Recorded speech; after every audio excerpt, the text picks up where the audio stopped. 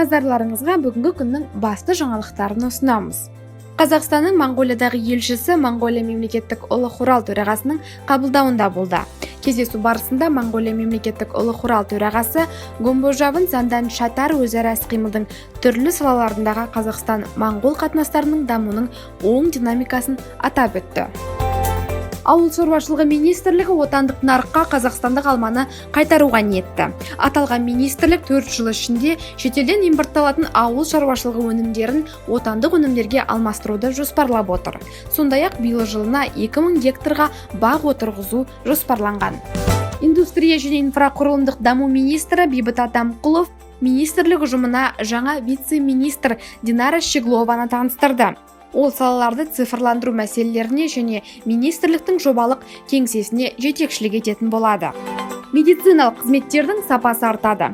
Бұл туралы Алматы қаласының әкімі Бақытжан Сағынтаев Думан ықшам ауданының тұрғындарымен өткен кездесуде мәлімдеді. Жиында Медеу ауданының әкімі Сұлтанбек Мәкежанов атқарылған жұмыстар жайында есеп берді. Мәжіліс спикері Нұрлан Нығматуллиннің төрағалығымен палатаның бюро отырысы өтті. Онда алдағы жалпы отырыстың күн тәртібі нақтыланды. Сондай-ақ депутаттар назарына бірқатар ратификациялық құжат ұсынылмақ. Бұл туралы парламент мәжілісінің баспасөз қызметі хабарлады. Еліміздің бас мүфтиі сайланды. Бүгін Нұр-Сұлтан қаласында Қазақстан мұсылмандар діни басқармасының кезектен тыс 9-шы құрылтай өтті. Жиында Серікбай Қажы Ораз бас мүфти қызметіне Наурызбай Қажы Тағанұлының кандидатурасын ұсынды.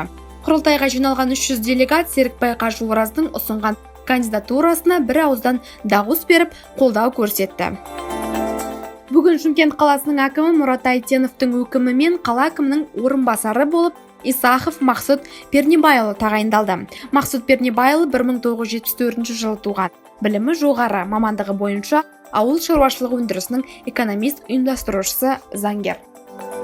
Түркияның шығысындағы қар көшкінінен 33 адам қайтыс болды. Түркияның шығысындағы Ван провинциясында екінші қар көшкіні 33 адамның өмірін қиды. Бұл туралы Анадолу агенттігі хабарлады.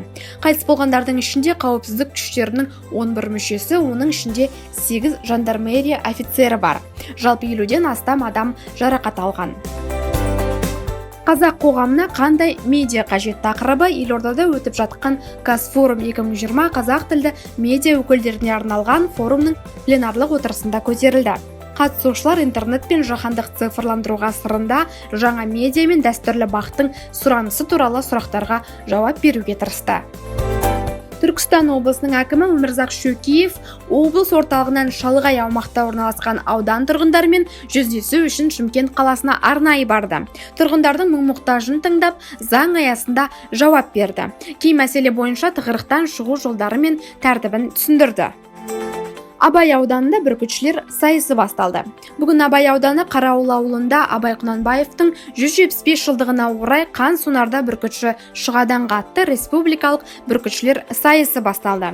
Құсбегілер додасы 2 күнге созылады. Бүгін бүркітшілер қолға қондыру, еркін ұшыру, шырға салу секілді кезеңдер бойынша сынға түседі. Қазақстан Украинаны ойсырата ұтты. Н тобындағы Қазақстан құрамасы өзінің тұсаукесер кездесуін Украинаға қарсы өткізді. Бұл бәсекеде жерлестеріміздің үстемдігі еш күмән туғызған жоқ. Біздің жігіттер соққан 8 шайбаға қонақтар тек бір ғана голмен жауап бере алды. Есеп 8-1.